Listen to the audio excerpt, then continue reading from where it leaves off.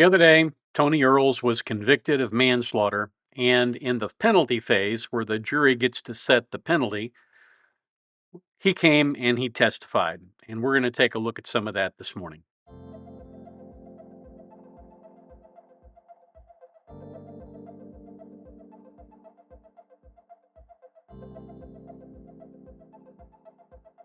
Here's what we're talking about today.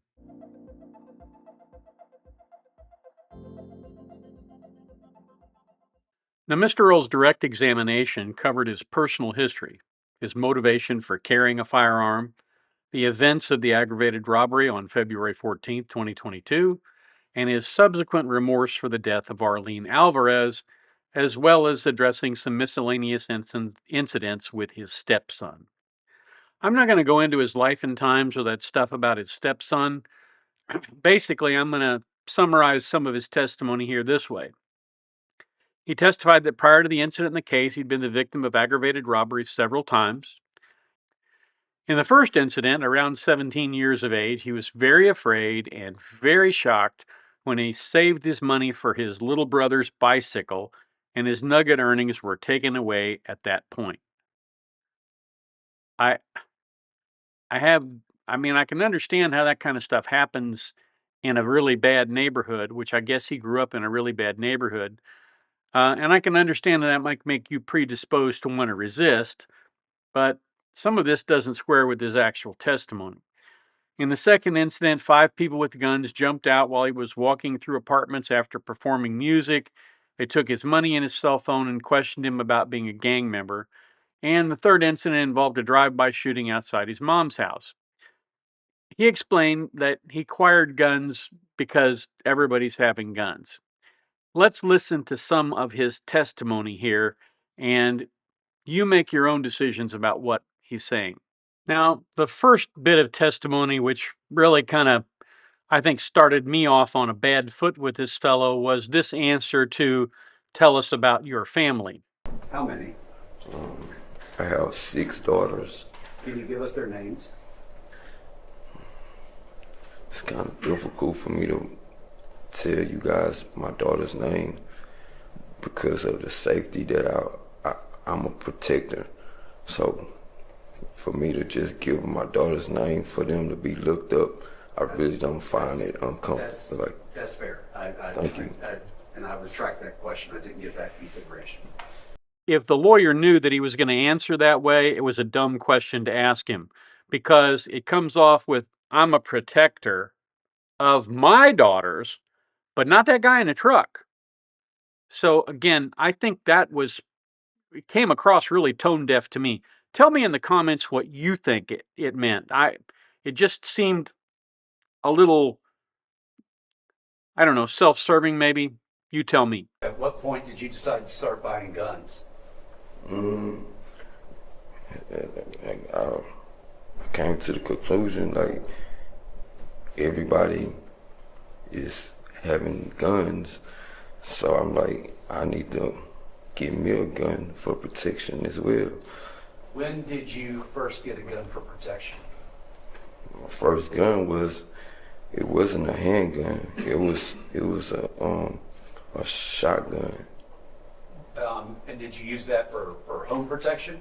It was for home protection, and I learned that in Texas that you could be able to ride with it in the back of your vehicle. So that was like, I never had to use it. I never had to pull it out. But I did have one though. I'll let that pass without comment, but now we get into the robbery and his actions thereafter. This is fairly interesting. What was the first thing you noticed about the robbery? His gun. Where was it pointed? At my wife. How did that make you feel? Like, try to diffuse the situation as much as possible. How so? By giving him everything that he was asking for. Okay. Now you had your gun with you. Yes? Yes. Okay. Why did you not take out the gun at that point? I didn't have I didn't have an opportunity. My wife's life was in danger as well as mine. It just wasn't like diffuse the situation. Like, please just go. What happened next? Well, we gave him the things that he was asking for, and he kept asking for money, but my wife kept saying she put it in the ATM machine. So he was looking at the billfold that was sitting on the console on the stick shift. So I grabbed him and said, "This what you want?" He snatched it. What happened after that? He asked for the keys. My wife was panicking. She was so hysterical. It was like she was like, "We don't have no keys. What's going through your mind while that's going on? Please just give him the keys."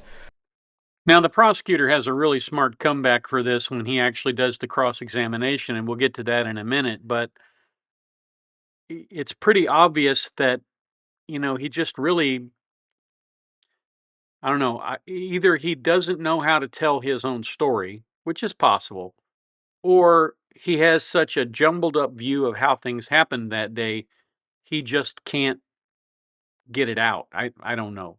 When you got out of the car, tell me, what was going through your mind when you started firing back up? I have no idea. Like, to be totally honest, I don't even have not one clue. And the lawyer sets him up for success here. And the one question he has to be able to answer to say anything to this jury about what happened, he can't answer. Right. The detectives talked to you. Yes, And did you give them the full statement?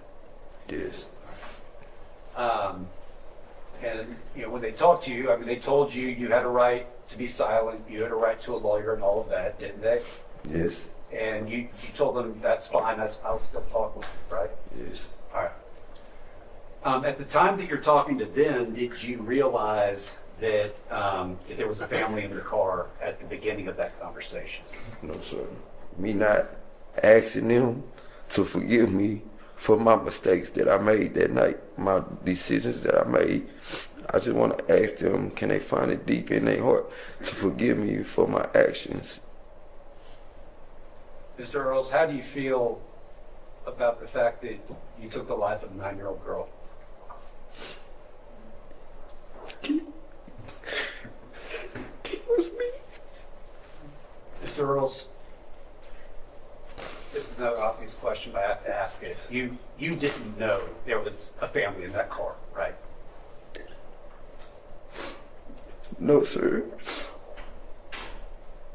And if you had this to do all over again, would you have gotten out of that car and shoot? No, no, sir. He appears honestly broken up about what he did, and I'm sure it must wake him up in the middle of the night every night with him wanting to have that moment back so that he could fix this, so that this would never have happened. But unfortunately, there's no magic time machine that will fix something like this. What would have fixed it would have been to have taken the training, understood what the rules were, and also to understand basic gun safety. Me not asking them to forgive me for my mistakes that I made that night, my decisions that I made. I just want to ask them, can they find it deep in their heart to forgive me for my actions? Mr. Earls, how do you feel about the fact that you took the life of a 9-year-old girl? It was me.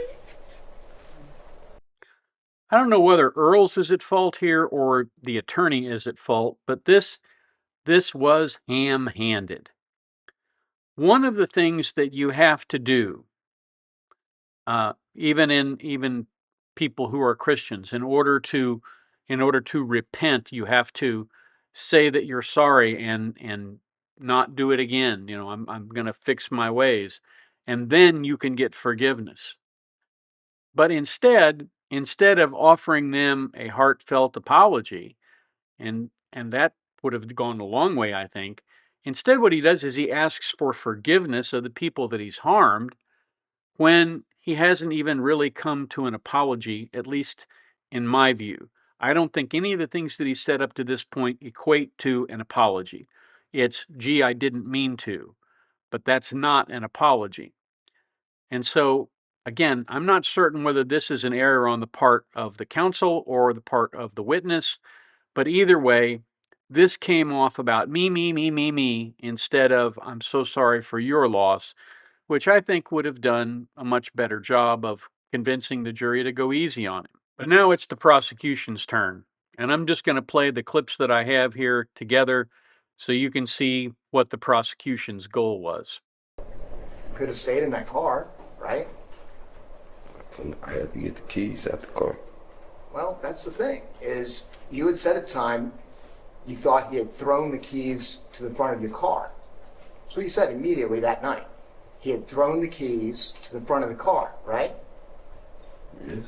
And when we look at the video, you don't get out to go to the front of the car to look for the keys, right? Yes. In fact, you don't even try and get the keys until after your wife tries to drive off, after you've already fired all of your bullets except one, right? Yes. We saw on that video that you shot your weapon 10 times, right? Yes. And you'll acknowledge that, right? Yes. All right. So when the police came and got your gun and the magazine, you had 7 bullets in the magazine, right? Yes. And it had a capacity of 12. So that's only 5. So did you give them a different magazine? Did you? So what? How do you account for that? I don't know. I just know that I don't own no second magazine. I don't own nothing extravagant in the pictures that you have, the state have. Mm-hmm. You could zoom in and see that there's no alterations to my handgun. Nothing. So I'm asking because obviously there should have been less bullets in the magazine. So it's not that big of a deal. But I just wanted to ask you while you're on the stand. Did you put more bullets in the magazine so it didn't look like you had fired the gun 10 times? No, sir. Correct. You did not see him get into a vehicle, the robber, correct? All I saw was the headlights. The headlights. The question is, you never saw the robber get inside a vehicle. I never right? saw the robber. No, and we wouldn't expect you to because we've seen it. You can't see that area. So the next thing you saw was headlights coming, right? Incorrect. So you said you saw headlights. No, when I was trying to explain, you interrupt me from explaining Okay. what I saw. Okay. I said I saw the headlights of the vehicle, and I see the assailant running towards the headlights. So the truck do like one of these. So I assumed that he was.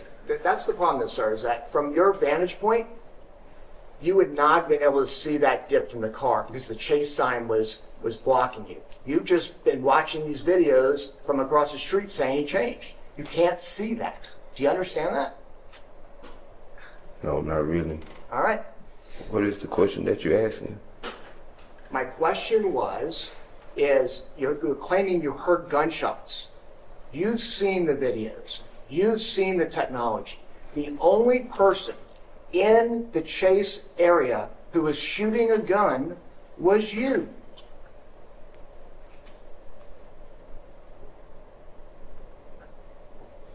Correct? I still don't understand the question that you're asking me. All right. You shoot at the robber 3 times, right? Correct. And my previous question was, you go into the grassy area towards the headlights, right? Correct. I asked you why, correct? Correct. And you said because you heard gunshots. Correct. There were no other gunshots out there after you shot 3 times. Okay. You're looking at the lawyer. You need to be looking at the jury. There were no other gunshots out there. So you started shooting at the truck, correct? Because I thought the robber got into the black truck. I know that's what you're saying, and maybe even you believe that. Or maybe you've convinced yourself of that. But you started shooting at that truck, correct? Correct. Now, I've been pretty hard on here on cross-examination technique by prosecutors, since a lot of them are not particularly good at it. But this fellow is very good at it, and he understands his assignment. Basically, he understands that he has to break this guy down before he can actually get to the truth. And the fact of the matter is, he does a beautiful job of it. Now, I've kind of mixed the clips in there all together. They're in sequence, but I've mixed them together because you can see the logical pattern here, which is you didn't have any reason to be shooting at that truck. And that, along with the non-apology request for forgiveness, I think I have no idea what the jury is going to do, but I think they will probably do the right thing. It's very difficult to fool a jury, and a jury is not going to be wooed by fake tears or even really by real tears, especially if they think that the person that you're crying for is you. And again, maybe I'm being too hard on the guy, but it looks to me like he is feeling sorry for himself. And otherwise, why ask for forgiveness? Because he wants absolution for this terrible mistake that he made. Well, a mistake you can wipe out with an eraser if you use a pencil, and you can always rewrite something if you have a pen. But when you take a life, there's no way to fix that. And I think that's the point that the prosecutor here is trying very hard to make. I will let you know when we have a guilty verdict when we have a verdict in the penalty phase. Thanks for watching. I appreciate you being here today. If you have the opportunity today, try to do one kind thing to help somebody else. Any kind thing will do. Buy somebody a Coke, get them a cup of coffee. Anything that makes their day better. That would be a way to help make the world a better place. Because after all, isn't that what we're all after? Now, YouTube has a few things that they think you might be interested in, and they're going to be showing you that right up there.